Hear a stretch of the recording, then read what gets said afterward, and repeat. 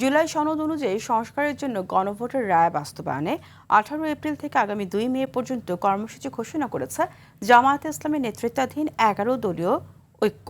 কর্মসূচির মধ্যে ঢাকাসহ জেলা ও বিভাগীয় শহরে গণমিছিল, লিফলেট বিতরণ ও সেমিনার আয়োজন।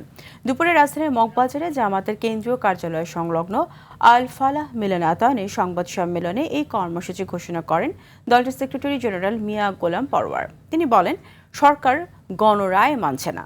জুলাই সনদকে আইনি ভিত্তি দিয়ে সংবিধানে অন্তর্ভুক্ত করা ছাড়া অন্য কোনো উপায় নেই। সে পর্যন্ত 11 দল দফায় দফায় কর্মসূচি দেবে।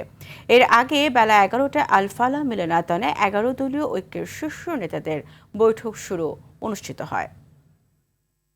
সবকিছু উপেক্ষা করে কর্তৃত্ববাদী শাসনের দিকে যে দেশ ধাবিত হচ্ছে তার বিরুদ্ধে বিভাগীয় সদরগুলোতে সমাবেশ অনুষ্ঠিত হবে।